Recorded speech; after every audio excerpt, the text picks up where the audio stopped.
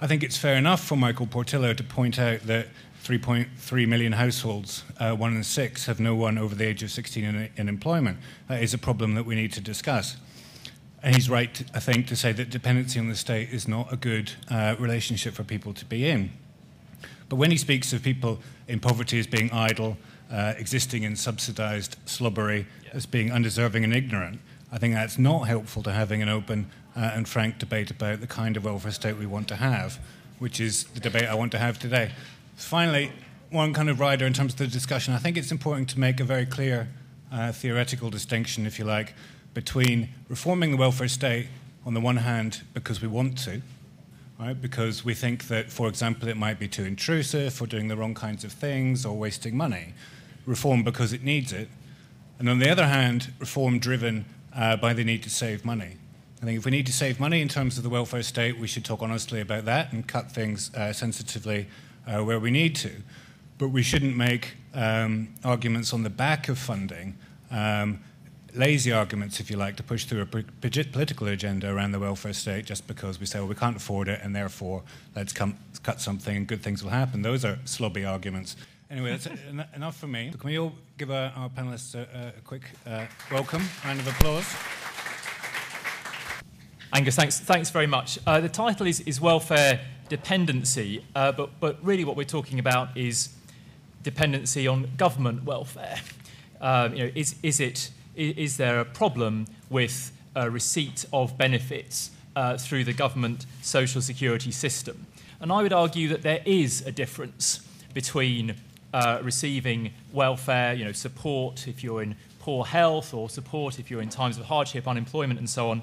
I think there is a difference between getting help from the government and getting help from a sort of different kind of policy, an insurance policy or a savings policy that you might have taken out yourself. And I would sort of raise two things about that. The first is, what's the advantage of doing it yourself, and if you like, in a private way?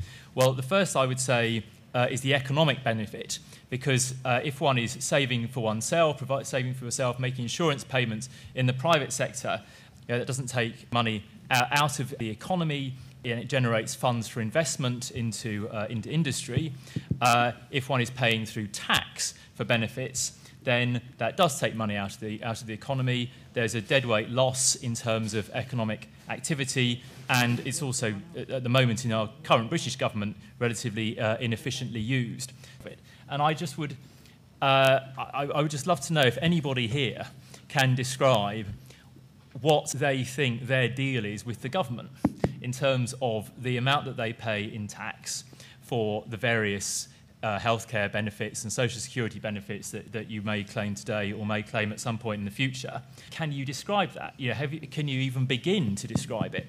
And I don't think you can. I certainly can't. I mean, we may have been able to do it in 1948 when the Beveridge welfare state was created, and there was quite a clear deal between the amount of percentage you would pay in salary to government and the amount that you would get out in terms of a pension and then one or two other benefits. But over the intervening 61 years, the sort of welfare state has changed. I mean, it doesn't just change every year; it changes every month. Governments of all types fiddle away with the system, and I just think it is. It is impossible to know really what we pay and what we get, whereas separate private systems for health insurance or for unemployment insurance or whatever, there would be clarity. So I think that is another advantage. So once that general point is made, I mean, what then can be done about the current benefits that we get? And just very quickly, it seems to me that some of them can just be abolished, and we at my organisation have written a lot lately about middle class welfare, not just childcare, but all of the benefits claimed by people on middle and higher incomes. And in a report 2 weeks ago, we found something that we didn't expect or know, which was that if you take all the benefits claimed by people in Britain, £1 in 4 paid out in benefits goes to people on middle or high incomes. So this is in child benefit, retirement pension, statutory maternity pay, tax credits, the winter fuel allowance. I could go on, but there's an enormous, what seemed to us to be a surprisingly large amount of benefits going to people who don't need them. And Angus said, you can't we shouldn't have this discussion in the context of the fact that the government's run out of money. Well, I don't see how you can have this discussion without having that in mind. There has to be cuts in public spending. And so this would, those benefits, those many billions of pounds, would seem to me to be an obvious candidate for abolition. Other benefits can be devolved. At the moment, government administers things like unemployment benefits and does it in a very bureaucratic way, and in a way I think that is actually very unfair to people, to unemployed people. Those can be devolved either by making benefits offices independent, which is what someone like Frank Field, the Labour MP, would argue, or by handing them over to social enterprises or profit-making companies.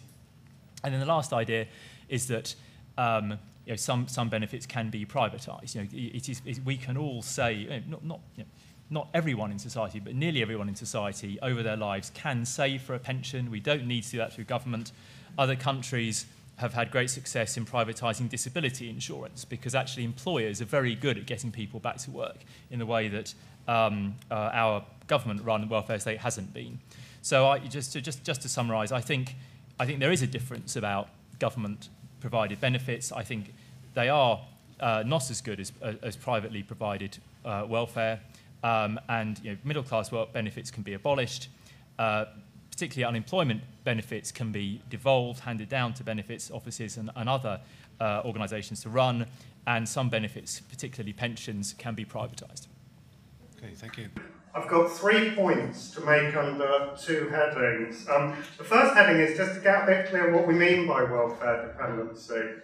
What is it? What does that concept mean? And what's its resonance for us? What's its moral force? And the second point, the second area is I just want to make 3 general points about our attitude to welfare, but particularly to situate our attitude to welfare in the context with our attitude to work.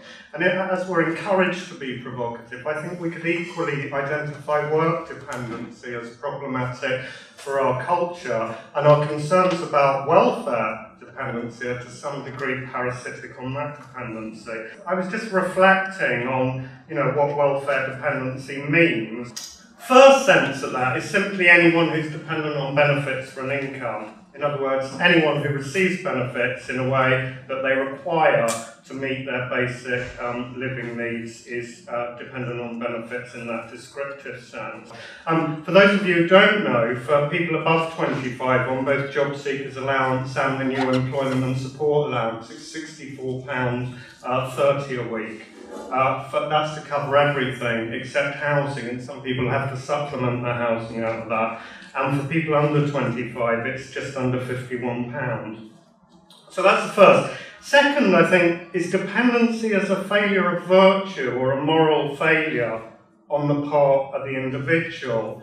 And I think that the idea of dependency is it's a bit like someone in adulthood who remains dependent on their parents, or someone who's institutionalised, for example, in long-term care home or a prison. In other words, we're saying that people who are welfare dependent are failing to embody one of the core virtues of kind of liberal societies. It's a failure of independence, and hence, in a way, a failure of both maturity, rationality and autonomy, core liberal values. And that locates the flaws that we associate with dependency within the individual. And I think that informs a lot of the language around welfare scroungers, benefit cheats and so on.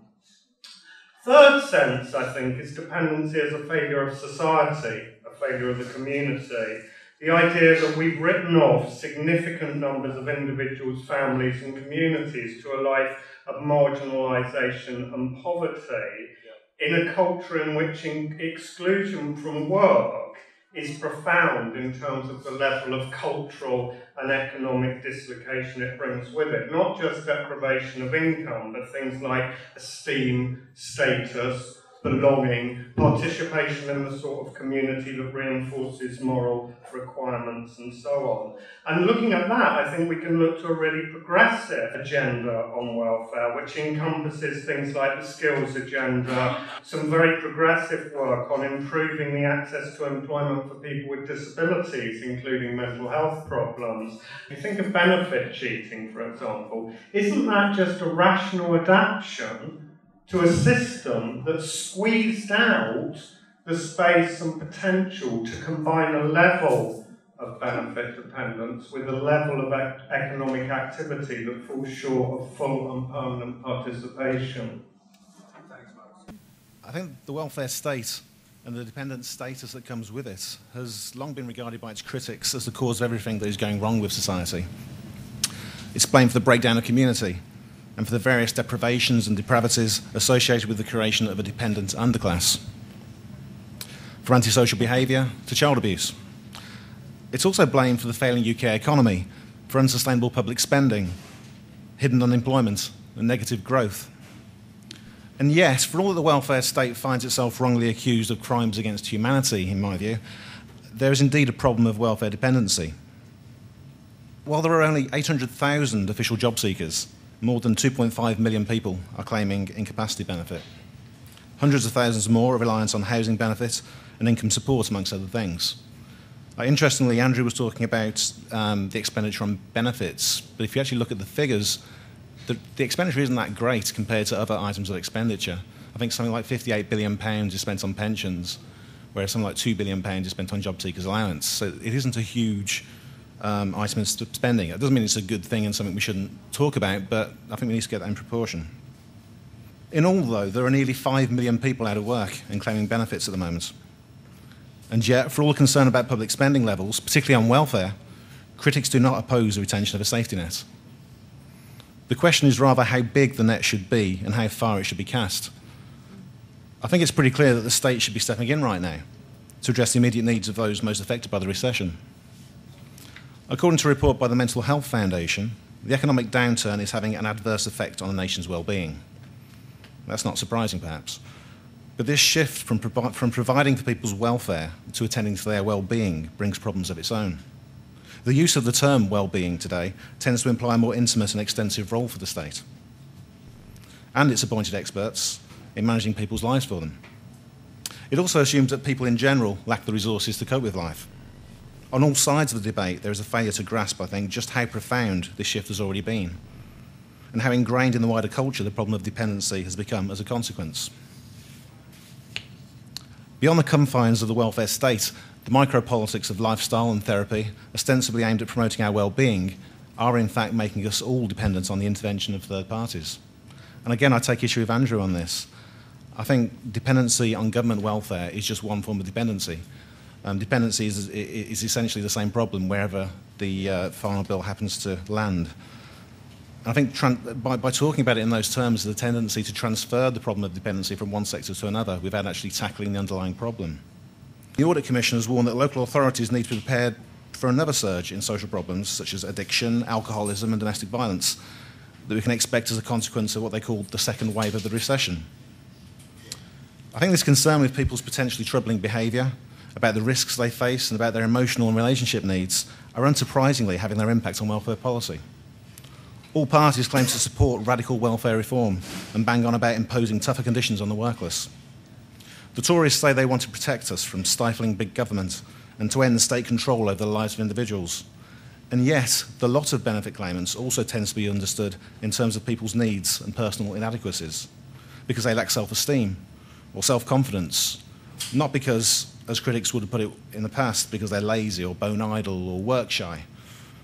There's nobody telling the jobless to get on their bikes anymore, as Norman, now Lord Tebbit, once did. Self-styled Red Tory Philip Blond says he doesn't object to lone parents because they're lone parents, but because their children do so badly at school, or get addicted to drugs and alcohol, or go on to commit crimes when they get older. Similarly, James Bartholomew, a right-wing journalist, former banker and critic of the welfare state, claims that it is the damage done to children rather than the fact that they're born out of wedlock that he finds so objectionable. I think this only goes to show that for all that the welfare state is blamed for the decline of civilization as we know it, it feeds off the consensus view that people aren't able to run their own lives anymore, and that's across the political spectrum. Yeah. If anything, the critics of the welfare state underestimate the problem of dependency by failing to recognise this, and the pervasiveness of this low view of what people are like. Dependency is not about the feckless few. It runs much deeper than that. If we are to defend welfare, we need to work out how it can be a help and not a hindrance, and a boost rather than a burden. Whatever the merits of the welfare state, the post-war optimism that it inspired is long gone. I think it's only when we challenge the pessimism of our own age and the notion that people are essentially vulnerable, helpless, needy, and not to be trusted, rather than robust, resourceful, able, and autonomous, that will regain our independence. What I'd like to do in this talk today is to talk to you about back to basics. What are the reasons that we actually have the benefit system? What are the benefits of benefits? Because I think with all the criticism that's been about at the moment, we actually forget those very basic points. The first is it's about sharing risk. The state is effectively acting as one giant insurance company acting for the people, by the people. That means that if you happen to lose in the lottery of life, if you happen to be born with a condition that means you can't work, if you lose your job through a redundancy, or if there happen to be no jobs out there, you have a safety net. Now, Andrew was saying that it may be better to be providing that through a private system rather than the state system, but there are a few reasons why it might be better to do it through the state. Just off the top of my head, larger number involved means that you're spreading risk further. It also means that we have accountability over the system by being able to vote a government in and out, which means we get to determine how that system works. But the most important reason, I think, actually is the second reason why I think benefits are important, and that is that there are externalities that the market doesn't cater for of letting people sink too low. If you let someone go without work and without benefits, you get other costs emerging in other areas. If a mother isn't working and she's not on benefits, she cannot pay for her child to have broadband access, to buy books for the school. At some point, that child's education suffers and society loses out as a result. Benefits also mean that people are not slipping into debt, destitution, or homelessness, which is incredibly expensive to get people out of, and it prevents people turning to crime. The third reason that I'd like to suggest benefits are a good idea is that they tackle inequalities that go further than money. A lot of the reasons we give benefits are nothing to do with people being poor. Now, child benefit or carers allowance, for example, is actually tackling gender inequality. That's saying that at the moment, mostly women are providing these services and they're not getting a wage for it, despite their work being socially valuable. What the state does is by providing benefits, it rewards socially valuable work and gives women autonomy and economic rewards for work that is valuable. The final reason why I think that we should keep benefits universal and keep them for everybody is that it builds a sense of national community and collective responsibility. If everybody pays in and takes out, the service is an entitlement as British citizens rather than a handout for losers. Yeah? There is a dignity in this and an acknowledgement that we are all part of something bigger.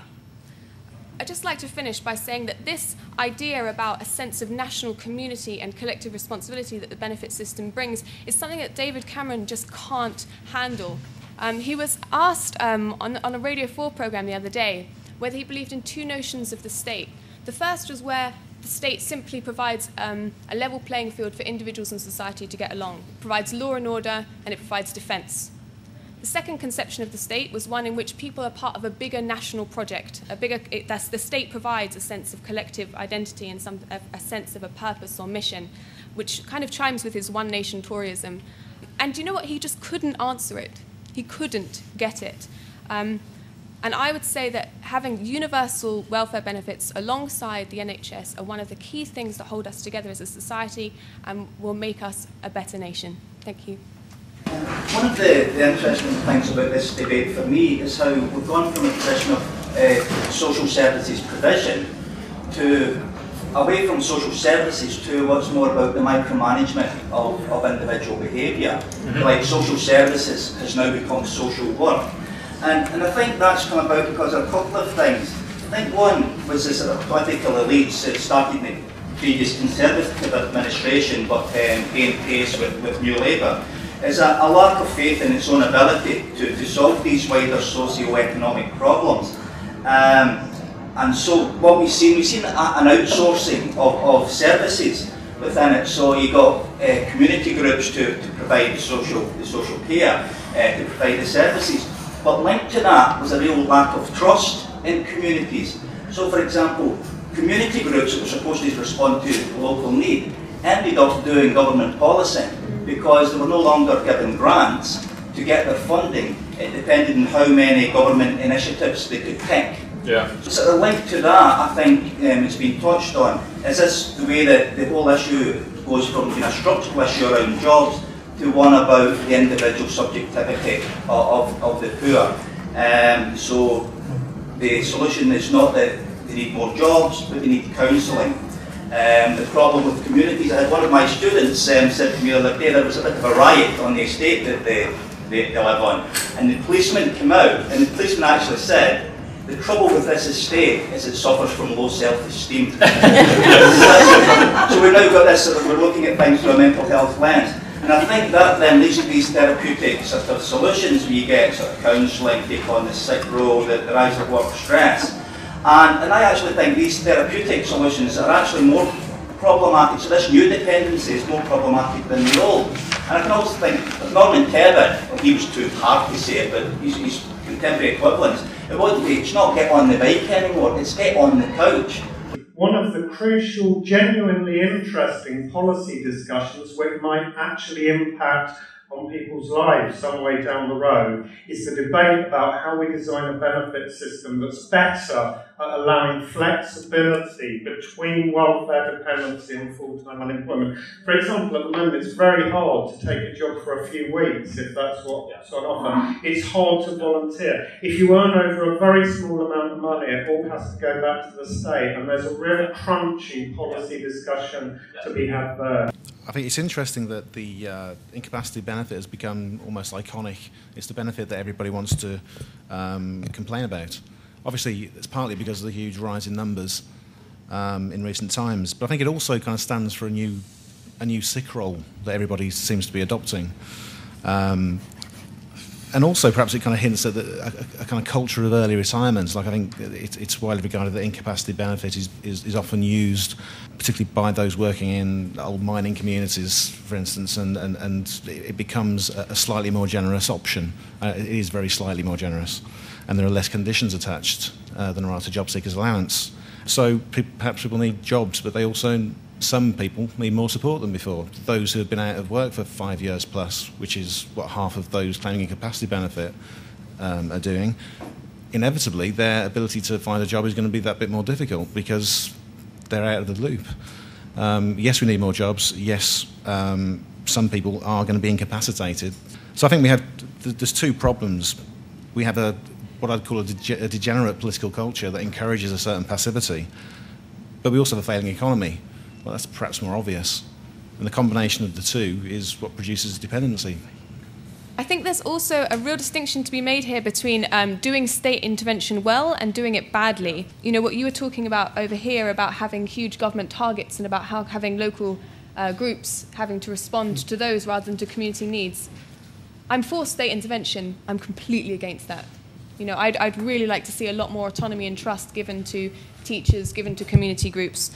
When I say I'm for state intervention and for benefits, I'm not for psychological or behavioural changes. I find that they just distract from the real issues. I mean, if you tell a kid that comes into school, oh, you know, you should go to counselling because you're having behavioural problems, and actually what he just needs is his mum to be able to spend a bit more time at home with him and help on his homework rather than having to work 3 jobs, or for his dad to get off alcohol and to have a little bit more support in doing that. I think those kind of issues are far more important, and giving the kids psychological counselling is often just distracting from the real issues at work. I've worked in the benefit system, particularly housing benefit, for a long time, and it's actually, for people to claim benefits, it's a very demeaning and intrusive you know, thing that they have to do. It's really not a very nice thing at all, and I think it has an impact in terms of undermining one's sense of as an individual with aspirational purpose or any sort of dignity, rather than this debate about, you know, cutting and or not cutting benefit. We should be looking. The benefits have come in because there's a lack of services. I think really, you know, it's the non-provision of services like universal childcare, you know, jobs or cheap and universal housing, which forces people onto benefits, and the government is ducking that responsibility of providing services. Isn't one aspect of welfare that really is a subsidy to, well, the main aspect, in fact, that it's a subsidy to the employers? And isn't that, in a way, that kind of sounds a bit old-fashioned now, but in some ways, shouldn't we just have better wages?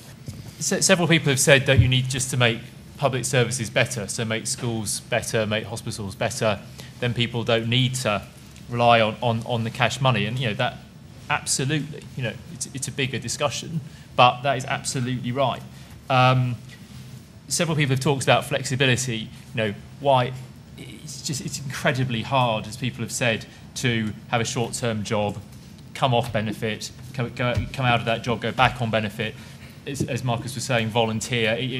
It's too hard, and there should be much greater flexibility. And to me, that is about devolving the responsibility of running these things to benefit offices and other companies. So why not have benefit offices pay for travel cards for job seekers? Because if people do get back into work, there's a savings there in the amount of benefits that are paid out. So we need new ideas about that. And then there's several points on the economy, really. Shouldn't we have higher wages, more jobs, less unemployment? Well, I don't think the UK can do that on its own. But the good news is that once we get out of this recession, China and India and Brazil and Russia and the developing world are going to grow unbelievably. There is going to be a much bigger economy. There's going to be much more demand for what we do in this country, unless we do some crazy things. London is going to be particularly attractive. And a lot of the things that we're talking about here, a lot of the general economic situation will improve. I think that I would make a plea that we should start in a sort of blank paper way, moving away from the terms of the debate as they've been for a long time, and completely rethink our attitudes to work and exclusion from work at a fundamental level. Partly with the reflection that perhaps the model of everyone working full-time indefinitely is not a fantastic model for a good society that makes the best use of our productive capacity to deliver the sorts of lives people benefit from living. And the second related point is, I think at a very practical level, for me, that really focuses on rethinking the balance between work and non-work in individuals' lives over their lifetime, and that is a lot about that zone between benefit dependency and full-time permanent stuff. I think we need to defend generous provisions so that people can actually get by when they're going through a difficult time through unemployment, disability, whatever it might be. And I think we should absolutely defend that. I think the important point is that the welfare state and the state more broadly tends to mirror our view of ourselves. If we regard ourselves as vulnerable and in need of support, then the state will step in and do that. And it will encourage us to think like that. I think perhaps this is where the therapy point comes in. I'm not opposed to therapy as such.